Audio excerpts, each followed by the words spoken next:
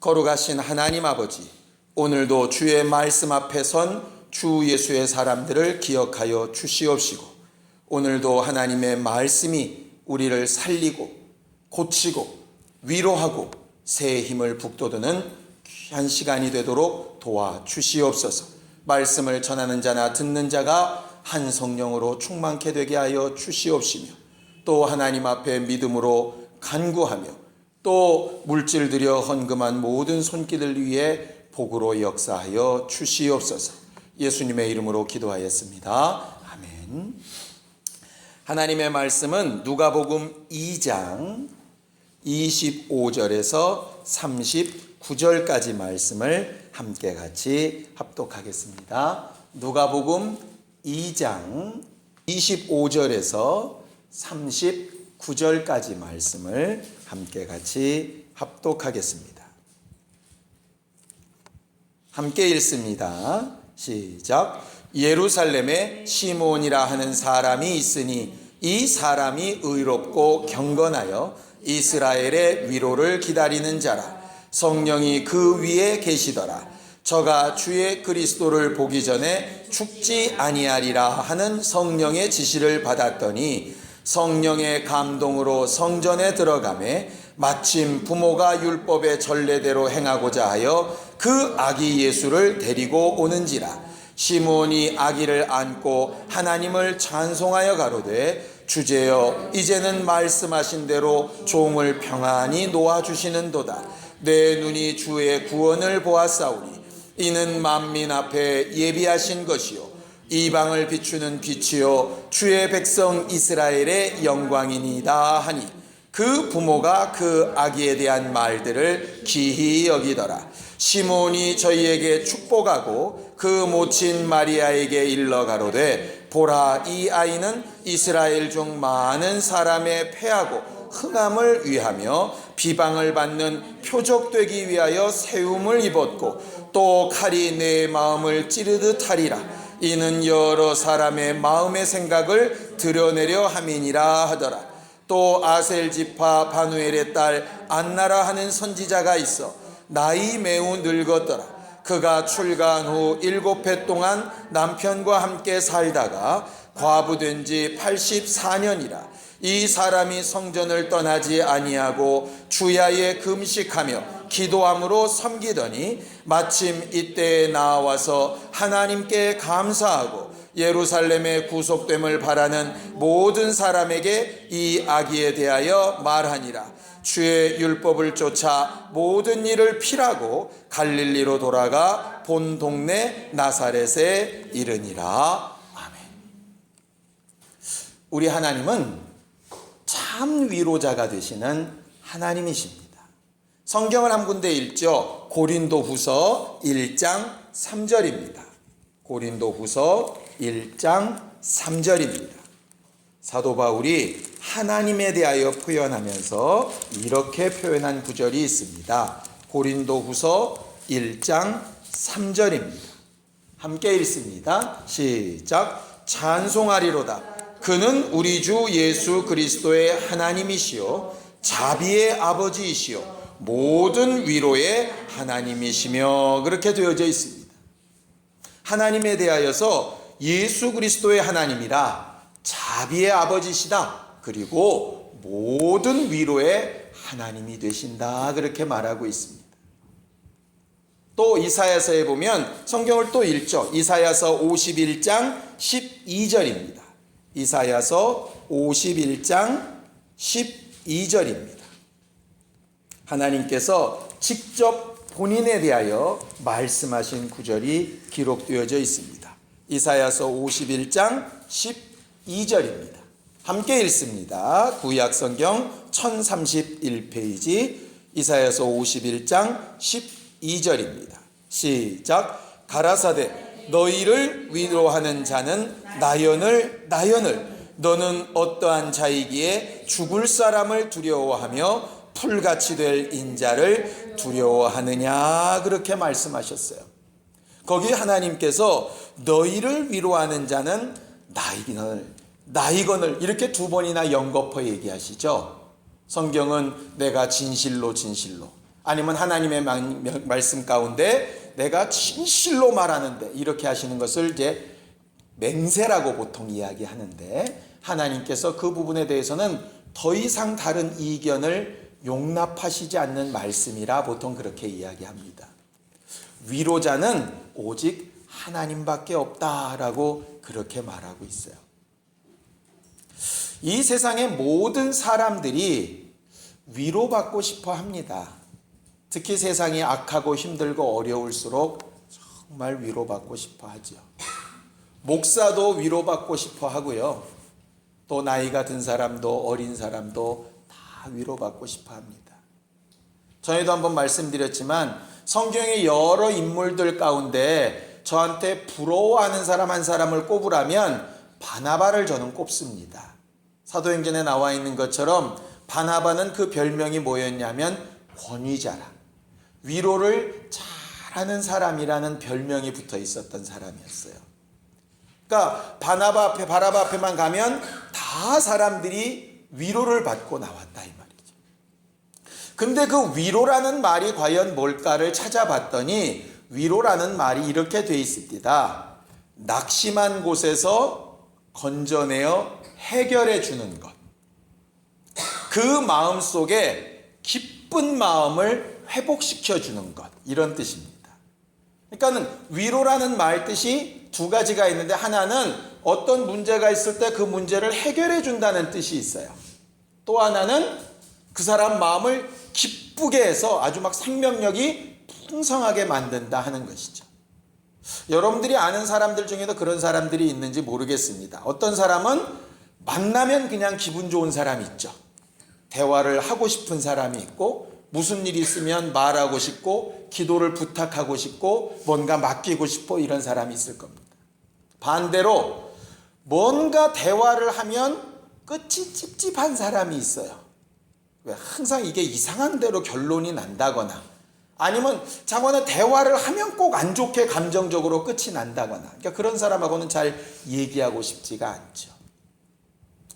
성경은 하나님을 가리켜 위로자라 그렇게 말을 하는데, 다시 말하면 하나님을 제대로 만난 사람이라면 하나님 앞에 문제를 해결받아야 정상이고, 또 하나님의 말씀을 들었다면 정말 기쁨이 회복되고 힘이 나야 정상이라는 뜻입니다. 그게 하나님을 제대로 만난 거란 뜻이에요. 그래서 율법 아래 있었던 사람은 하나님을 만나긴 만났는데 정말 제대로 만난 사람은 아니죠. 왜냐하면 율법 안에서 하나님을 만나면 두렵고 떨리고 문제가 생기고 큰일 났다 낙심하고 실망하고 이렇게 되는 것입니다. 소위 하나님의 말씀을 가졌다 하고 하나님의 말씀을 받았다 하는 사람들이 바리새인처럼 되면, 또 욥의 친구들처럼 되면 위로하는 일을 못하게 된다 이 말이에요.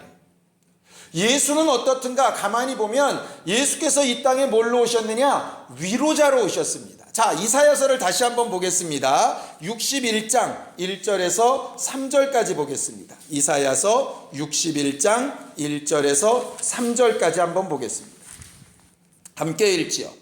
구약성경 1041페이지 이사야서 61장 1절에서 3절입니다. 함께 읽습니다. 시작. 주 여호와의 신이 내게 임하셨으니 이는 여호와께서 내게 기름을 부으사 가난한 자에게 아름다운 소식을 전하게 하려 하심이라.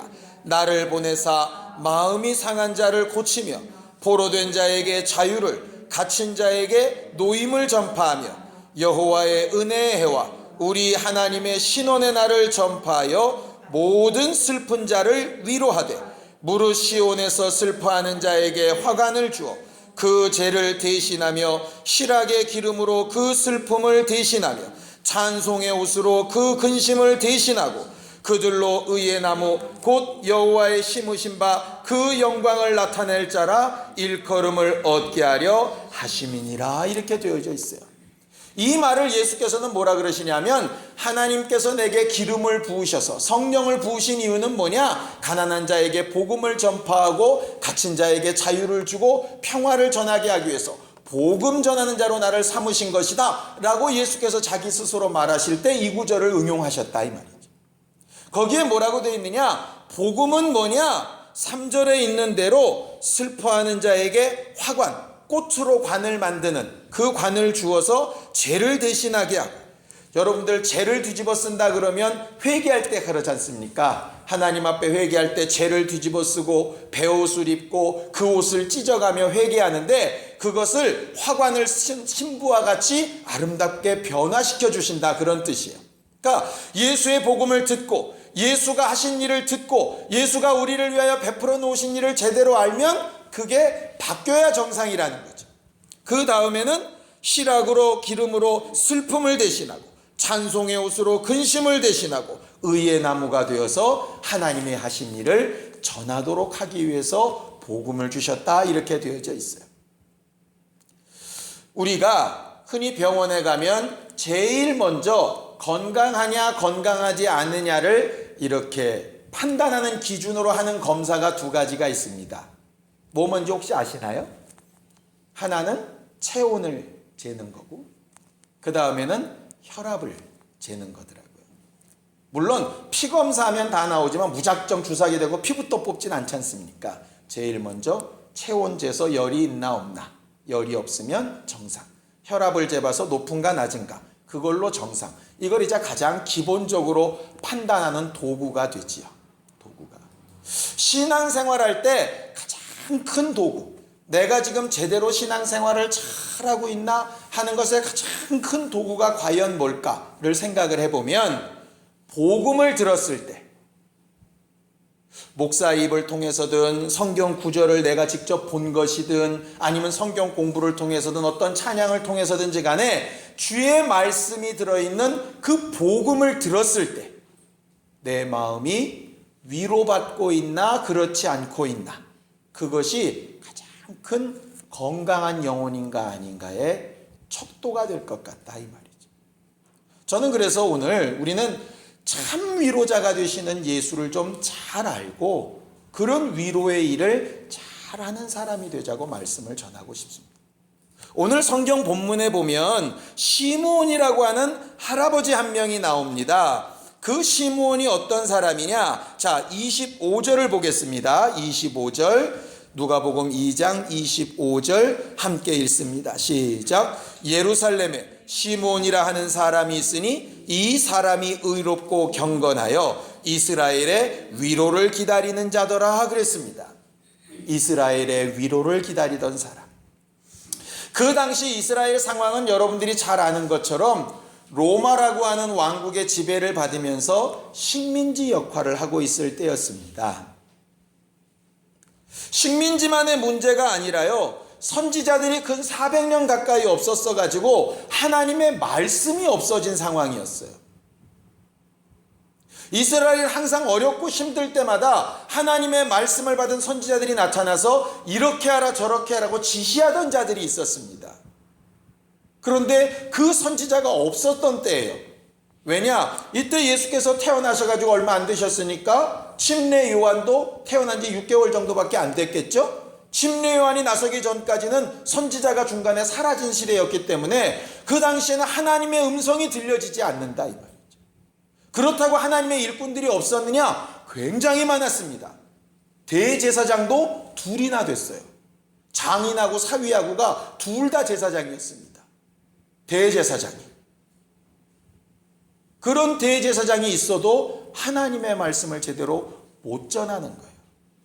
종교 지도자들은 엄청나게 타락해가지고요, 돈을 기뻐하는 자들이라 이렇게 말을 들을 만큼 그저 예물 갖고 오는 것만 관심이 있어서 이스라엘 백성들에 대한 관심은 전혀 없는, 성전에 가도 하나님과 만나는 예배는 사라지고 돈 받고 파고 사는 장사만 판을 치는, 그러니 영적으로 완전히 타락되어져 있죠. 그리고 침략기에 있으니까 굉장히 사회는 어렵고 강포해져 있죠. 그러면서 어렵고 힘들고 아픈 사람들을 돌아보는 일은 없고 정죄하는 일만 득세한다, 이 말이죠. 그러니까 정죄를 받지 않으려면 그들과 함께 있어서도 안 되고 위로해서도 안 됩니다. 그러니까 딱 선이 갈라지죠. 말씀대로 잘 사는 모양을 갖춘 사람, 그렇지 않은 사람. 그런 사이니 사람들이 마음이 점점 아파진다. 비록 나와는 생각이 같지 않아도 그래도 말을 들어줄 수 있고 대화가 통하고 이래야 마음이 통할 텐데 애시당초 나랑 다르면 상종을 안 하는 상황이니까 그렇게 막 사분오열 다 찢어지니까 영적으로도 타락해, 마음으로도 다 찢어져, 육체의 삶도 피폐해. 그러니 어디에서도 위로받을 데가 없는 거죠. 그 시몬이라는 할아버지가 그래서 이스라엘의 위로를 기다립니다. 이스라엘의 위로가 뭡니까? 하나님께서 분명히 애굽에서 종살이할 때에도 구원자를 보내셔서 구원하셨고, 바벨론의 포로로 잡혀갔을 때에도 그가 위로자라서 사람을 보내서도 구속하셨는데, 지금 이 시대에는 왜 하나님 구속자가 없습니까?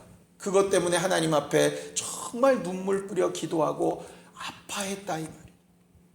그렇게 기도하고 기도했더니 성령께서 그에게 충만히 임하셨어요. 말씀을 가르쳐주는 사람이 있는 것도 아니고, 누가 그에게 안수기도 해준 것도 아니고, 누가 상담을 해준 것도 아니었습니다. 너무 답답한 마음으로 기도했더니 성령께서 그 위에 임하셔서 그에게 말씀하시길 뭐라 그러느냐 하면, 네가 구속자를 반드시 봐야 죽을 거다 이 말이에요. 그러면은 이제 아이러니컬한 일이 생겼습니다. 구속자가 빨리 오면 자기는 빨리 죽고, 자기가 오래 살려면 구속자는 늦게 와야 되고, 하필 응답도 그렇게 하셔가지고, 그런데 시므온이 그렇게 응답을 받고 아기 예수가 오는 것을 딱 보면서 첫 번째 했던 말이, 주여 이제 이 종을 놓아주시는군요. 정말 이 기쁨을 가지고 죽게 하시니 정말 감사하다고 이렇게 이야기합니다. 사람들은요, 죽음 그럼 두렵게 생각합니다. 근데 진짜 위로받은 사람, 제대로 복음의 비밀을 안 사람들은 죽음이 두려운 것이 아니죠. 실상은 제대로 살지 못하는 게 두렵죠. 왜? 죽음 이유는 일단 예수의 피로 구원받았다 한다면 그건 우리가 고민할 일이 아니니까. 단지 문제는 뭐냐? 구원은 받았다고 하는데 우리가 이루어가야 되는 구원이 있는 것처럼, 돌아봐야 되는 교회의 모습이 있는 것처럼 잘 살아야 되는 부분이 있는데 제대로 잘 살지 못했던 것 때문에 위로가 안 되죠. 제가 어저께도 이렇게 전화를 받았습니다. 어떤 분, 우리가 계속 기도했던 집사님 중에 한 분이 갑자기 아프셔가지고 병원에 가시다가 또 조금 괜찮아져서 이렇게 돌아오는데 기도해 달라고, 그래서 전화로 이렇게 기도를 해드렸어요. 차를 옆에 잠깐 세우고. 그러면서 마음이 굉장히 좀 뭐라 그럴까, 어두워졌어요. 제가 기도할 때마다 제일 많이 기도하는 기도의 그 제목이 뭐냐 하면, 말장이가 되지 않게 해달라는 기도를 제일 많이 해요. 어느덧 제 입에 아주 이렇게 붙은 기도가 됐어요. 설교하는 말장이가 안 되고, 기도하는 말장이가 안 되고, 그들을 위해서 뭐 안수하고 뭐 하는데 그게 그냥 바람 소리가 되지 않도록, 그냥 말쟁이가 되지 않도록, 그냥 했다 하는 걸로 끝나지 않도록, 정말 내가 위로를 했으면 그 위로가 임하고, 병자를 위해서 기도했으면 신유가 임하고, 내가 하나님의 말씀을 전했으면 그 말씀이 내 삶에서도, 들은 사람들의 삶에서도 좀 뭔가 바뀌어서 이루어지고, 이래야 말장이가 아니지 않겠습니까? 그런데 어느 한순간 난 진짜 제대로 하고 있나? 이런 생각이 확 들어가지고요, 마음이 좀 어두워졌었어요. 그 집사님은 물론 끊으시면서 목사님 너무 감사합니다 하고 끊는데, 제 마음이 그랬다며. 제 마음이 어떻게 하면 이걸 좀 잘할 수 있을까, 이런 고민이 실상 굉장히 큽니다. 개척을 하고 나서 그런 것들이 시간이 갈수록 점점 왜 좀 커지는 것 같아요. 일종의 부담감일 수도 있고 이런 것들. 물론 제가 부담감을 느낀다고 되는 문제는 아니라는 걸 충분히 압니다. 그런데도 그게 이제 막 고민이 된다 이 말이죠. 고민이 된다. 왜 응답이 안 될까 뭐 이런 게 아니라, 이게 좀 정말 저희들에게 임해줬으면 좋겠는데 하는 그 마음 말입니다. 그리고 나서 말씀을 준비하면서 받은 것이 뭐냐 하면, 어쨌든 내가 전하고 말하고 기도하는 것은 그냥 통로일 뿐이다. 제가 받은 게 그거였어요. 넌 그냥 통로다.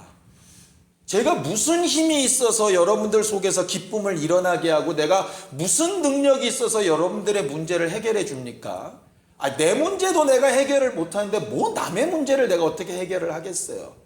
단지 나는 그냥 하나님의 하시는 일을 마리아가 자기 태를 통해서 이렇게 통과시키듯이 저는 그것이 잘 통과되도록 하는 일을 잘하면 된다 하는 그런 이제 감동을 이렇게 받았거든요. 그래서 참 위로자가 누구냐? 아까 이사야서 말씀이 제게 확 와닿았던 겁니다. 위로자는 나다. 나건을 또 뭘 가지고 그렇게 힘들어하냐 이렇게 말한다 이 말이죠. 전 똑같은 말씀을 오늘 여러분들한테 전하고 싶은 것이 있습니다. 여러분들이 상황이 어려울 수도 있고 마음의 기쁨이 사그라들 수도 있고 앞날을 생각하니까 암담하고 답답한 부분도 혹 있을지 모르겠습니다. 제가 목사로서 여러분들에게 내가 할 수 있는 것이 없어서 답답한 것처럼 여러분들은 여러분들의 인생을 사는 사람으로서 또 뭐가 잘 안 돼서 답답한 경우 있지 않겠습니까? 그런데 그 위로가 어디서부터 오느냐? 성경에 있는 대로 나의 도움이 어디로부터 오느냐? 그건 하나님 이외에 없거든요. 하나님만 하실 수 있는 부분이에요. 문제를 해결해서 하시든 문제는 해결되지 않았지만 우리의 심령을 바꿔서 누가 봐도 슬프고 죄를 뒤집어 쓸 상황인데도 기쁜 마음과 정말 활력으로 회복을 하시든 그거 이제 하나님께서 하실 부분이라 이 말이에요. 우리는 뭐만 하면 되느냐? 시므온처럼 정말 위로의 때를 찾고 구하는 일까지는 해야 된다 이 말이에요. 왜냐? 그리스도가 위로자가 참 위로하시는 그분이 이 세상에 오셨는데 누가 발견하느냐? 기도한 시므온은 발견하고 기도하지 않는 사람들은 똑같이 괴로워도 발견을 못하더라 이 말이죠. 못하더라. 간혹요 이런 경우가 있습니다. 전에도 저희가 이제 주방에 이렇게 싱크대를 좀 높이려고 거기에 맞는 이렇게 높이를 이렇게 찾게 됐었어요. 벽돌을 높일까 했더니 좀 높은 것 같고 뭘 다른 건 할까 했더니 좀 낮은 것 같고 이렇게 고민을 하다가 이자간에 일하다가 똑하니 뭘 발견했는데 그릇 하나가 그냥 기가 막힌 게 딱 높이가 딱 맞는 게. 근데 이게 4개면 얼마나 좋겠어요. 딱 3개라. 와, 그 다음부터는요 그 똑같은 그릇을 며칠을 두고 계속 찾는 거예요. 며칠을 두고 찾고 또 찾고. 딴 사람들은 관심도 없어요. 그냥 쓰레기라고 다 번져버리는 걸 혹시 그거랑 같은 관관인 걸 찾는 사람은 계속 보고 이제 발견을 하게 되더라고요. 결론은 뭐냐? 결국은 발견을 못했습니다. 근데 잘 됐어요. 왜냐면 어차피 4개 있어봐야 안 들어가더라고. 그게 한쪽에 벽면이 있어가지고 어차피 안 돼. 그래서 벽돌에다가 어쨌든 지금은 잘 괴어놨습니다. 굉장히 높아졌죠. 무슨 얘기를 하려는 거냐면 찾고 구하고 간구하는 사람은 응답도 보이고 하나님의 위로도 보여요.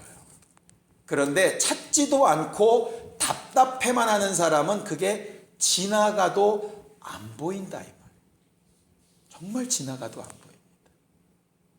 성경은 하나님의 위로를 받는 방법을 딱 한 가지로 얘기합니다. 예수께서 하신 말씀입니다. 위로 받으려면 이렇게 하면 된다 이렇게 되어 있어요. 자, 성경을 보죠. 마태복음 5장 4절입니다. 마태복음 5장 4절입니다. 함께 읽습니다. 마태복음 5장 4절입니다. 잘 아는 팔복에 대한 말씀입니다. 함께 읽지요. 시작. 애통하는 자는 복이 있나니 저희가 위로를 받을 것이다 이렇게 되어 있습니다. 위로를 받는 방법이 뭐냐? 예수는 딱 한 가지로 얘기하셨어요. 애통하는 자가 위로를 받는다 그랬습니다. 애통이 뭡니까? 그냥 그대로 따지면 장이 막 아프도록 끊어지게 아프도록 이렇게 아주 간절한 이런 뜻이거든요. 하나님의 위로를 간절히 구하는 자가 받게 되는 거예요. 또 다른 사람이 있죠. 아까 성경 본문에 바누엘의 딸 한나라고 하는 사람. 그 한나는 결혼해가지고 7년만 남편하고 살고 그 뒤로 과부가 됐습니다. 성경 본문이 조금 애매하지만 원래대로 따지면 지금 현재 84세입니다. 그러니까 열 몇 살에 결혼했다고 치면 근자권에 한 60몇 년 가까이를 과부로 혼자 산 것이에요. 그런데 과부로 살면서 얼마나 힘들었겠어요. 왜냐하면 과부로 살면서 경제활동도 가뜩이나 어려운데 그것도 어렵죠. 그 다음에 자손이 있다는 얘기도 없습니다. 그런데 이 사람이 어떻게 사느냐? 성전에서 날마다 기도하며 살아요. 그렇게 성전에서 날마다 기도하며 사는 사람들을 원래는 성전에서 다 그 과부들을 책임져 줘야 됩니다. 그런데 금식하며 막 이렇게 살았다는 거 보니까 부유한 가운데 했다는 것도 아닌 것 같아요. 그런 여러 가지 사회적 보장도 잘 안 됐던 것 같아요. 그럼에도 불구하고 그 안나가 무슨 일을 하느냐? 선지자 일을 한다 이 말이에요. 인간적인 생각으로 보면 박복한 삶을 살았다고밖에 볼 수 없겠지 않겠습니까? 그런데도 불구하고 그는 계속 기도하고 또 금식하고 기도하더니 결국 예수를 축복하는 사람이 됩니다. 성경은 이렇게 되어 있습니다. 히브리서에 보면 큰 자가 적은 자를 향하여 복을 비느니라 이렇게 되어 있어요. 그래서 그 복 비는 일에 가장 이렇게 뒤집어진 케이스로 누구를 보느냐 하면 야곱을 듭니다. 야곱이 가족들 70명하고 함께 애굽 바로 앞에 갔을 때 바로가 왕이고 이 사람은 지금 망명인이니까 바로가 복을 빌어줘야 맞지 않겠습니까? 그런데 이 야곱이 바로를 2번이나 축복하고 나오거든요. 그러니까는 엄격하게 보면 되게 웃긴 상황이 벌어졌던 겁니다. 근데 그거보다 더 황당한 게 뭐냐면 예수 그리스도를 바누엘의 딸 안나라는 할머니가 머리에 손을 얹고 축복을 한다. 이 세상에서 예수의 머리에 손 얹고 축복한 자가 과연 누가 있을까? 어떻게 그렇게 가능했을까? 그의 인생을 두고 정말 그도 하나님의 위로를 구했다. 남편의 위로도 없고 자식의 위로도 없고 경제적인 위로도 없고 삶의 다른 위로도 없습니다. 오직 위로는 단 하나밖에 없어요. 하나님께서 내게 주실 위로 이외에는 없어요. 풍족한 삶이 된 것도 아니고 뭐가 넉넉해진 것도 아닙니다. 그런데 그들의 마음속에는 뭐가 있느냐? 정말 내 육체의 삶이 끝나기 전에 하나님의 위로를 받다는 기쁨이 충만하다. 그럼 우린 어때야 될까요? 그들은 숨이 끊어지기 전에 그 위로를 보고 기뻐했다 그랬습니다. 예수는 뭐라고 얘기하느냐? 네 조상 아브라함은 내 때 볼 것을 참아 기다리다가 그렇게 갔다. 그렇게 얘기했습니다. 구약의 모든 하나님의 사람들은 그때 보기를 사모하다가 갔다. 이렇게 되어 있습니다. 그런데 너희는 뭐냐? 이미 오신 그 예수를 받고 손으로 만졌고 체험했고 거기에 덧붙여서 예수가 주시는 위로하는 비교도 안 되는 성령, 아주 위로자라 하시는, 보혜사라 하시는 그 성령이 너희 안에 오셔서 너희의 모든 사정을 직접 아시고 너희에게 새 힘을 주시고 위로하시고 말씀하시고 도우시는 그런 은혜를 이미 맛본 사람들 아니냐? 이렇게 성경은 가르쳐 말하고 있다 이 말이죠. 흔히 이런 말을 하죠. 너희들이 그렇게 살면서 괴로워하며 불평하는 이 오늘이 어제 죽은 사람한테는 그토록 맞이하고 싶었던 내일이었다는 말이 있습니다. 과거의 믿음의 사람들, 적어도 이 시몬이나 안나 같은 사람은 그 예수를 그저 오신 것을 본 것만으로도 그 위로로서 하나님 앞에 가는 일에 내가 후회할 것이 없다고 이렇게 기쁨으로 갔거든요. 근데 우리는 그것을 이미 맛보고 그 예수의 이름의 능력도 우리 안에 있고 하나님 앞에 감히 무슨 죄를 지었든지 가서 회개하여 용서받을 수 있는 담력도 있고 그것으로 원수도 이기고 하나님의 말씀도 그들보다 더 진리에 대해 가깝게 알면서도 왜 위로받지 못하고 있다고 생각을 할까? 결과적으로 이유는 딱 하나밖에 없다는 생각이 들었습니다. 예수께서 애통하는 자는 복이 있는데 위로받는다 하셨어요. 결과적으로 그들보다 애통함이 부족하다는 얘기죠. 불평은 하는데 애통함은 없는 거죠. 간혹 상담을 하거나 신방을 가보면 이런 경우가 있습니다. 목사님, 과거부터 이랬고요. 우리 남편이 이랬고요. 자식은 이랬고요. 사업은 어쨌고요. 막 얘기합니다. 목사가 처음엔 계속 듣습니다. 그리고 나서 얘기를 하죠. 집사님, 그럼 이제는 이렇게 마음을 바꿔서 남편 그렇게 미워하지 마시고 이렇게 기도해 보시고 이렇게 하시고 다 해봤어요. 근데요 우리 남편이요 또 반복합니다. 계속 듣습니다.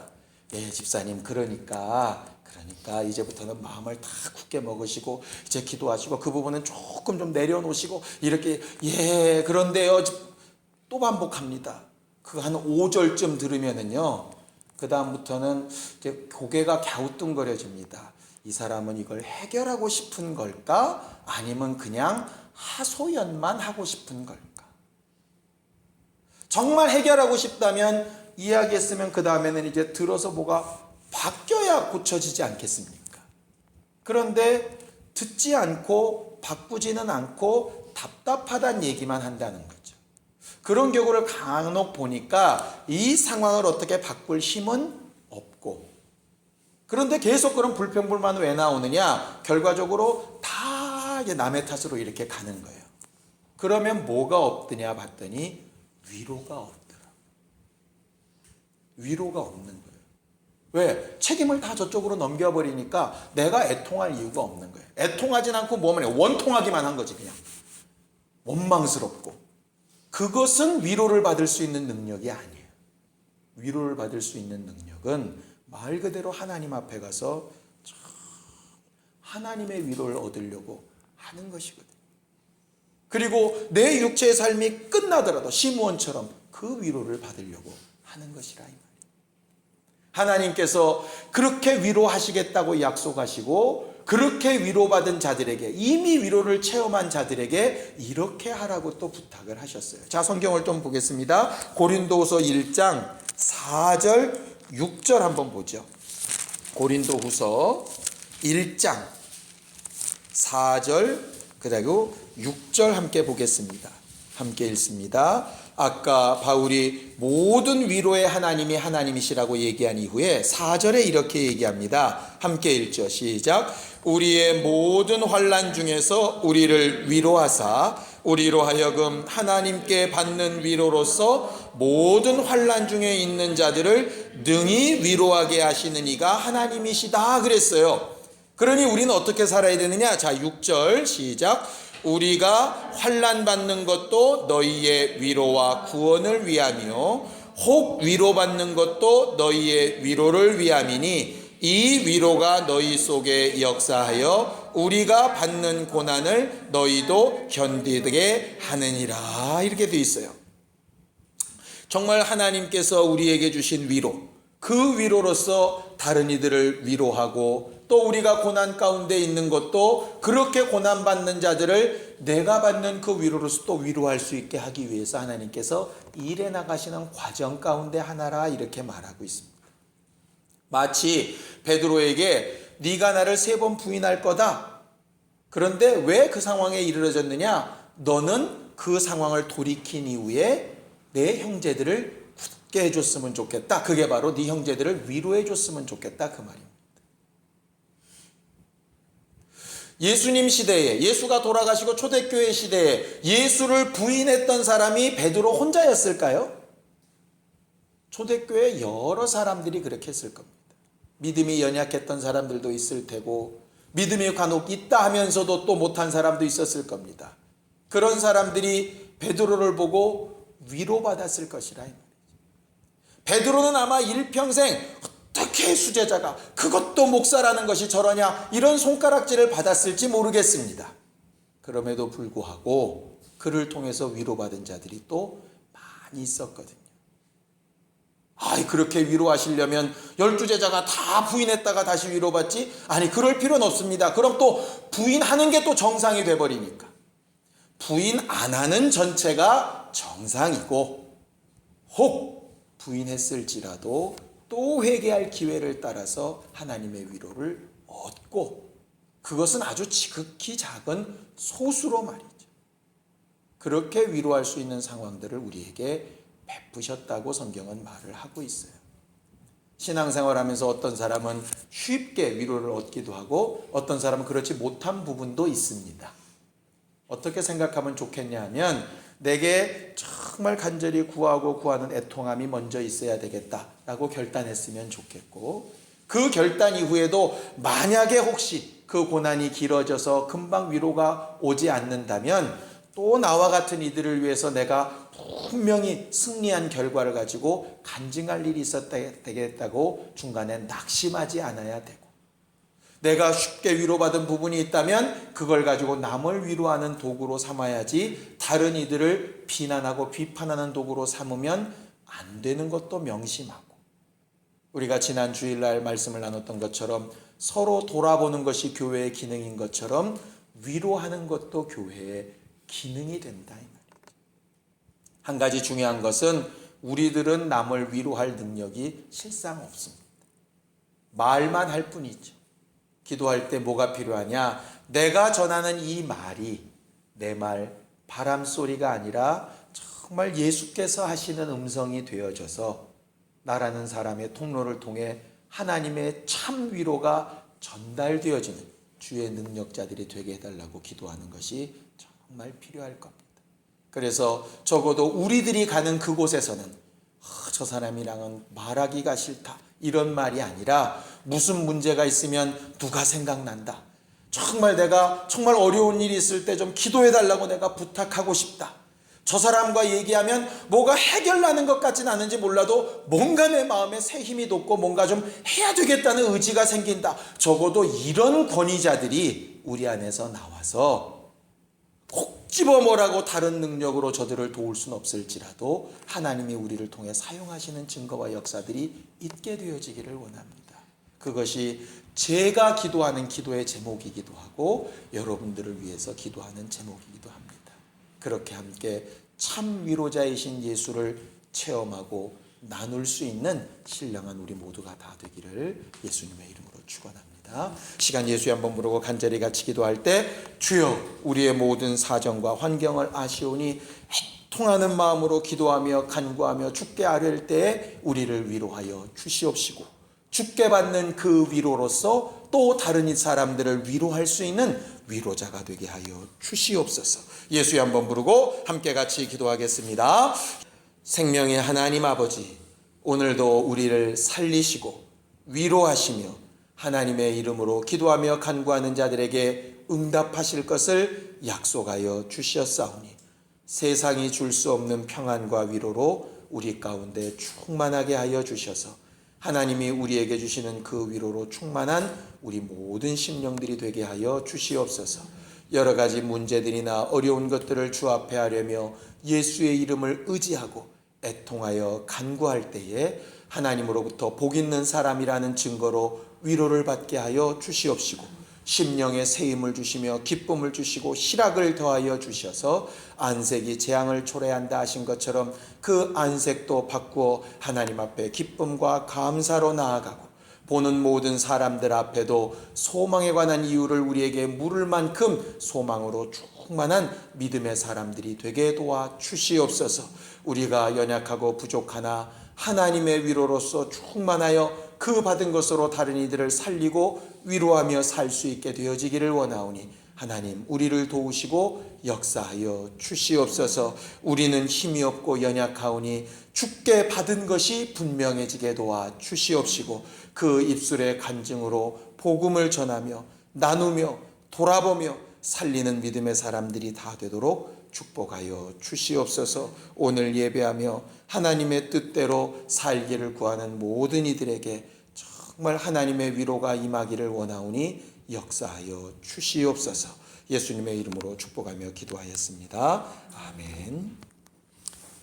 이제는 우리 주 예수 그리스도의 은혜와 하나님 아버지의 극진하신 사랑과 성령님의 감동하시고 역사하시며 위로하시는 큰 증거가 하나님 앞에 큰 위로를 얻고 또 다른 이들을 위로하는 자가 되기를 원하는 모든 주 예수의 사람들 위해 이제로부터 영원까지 함께 있을지어다. 아멘.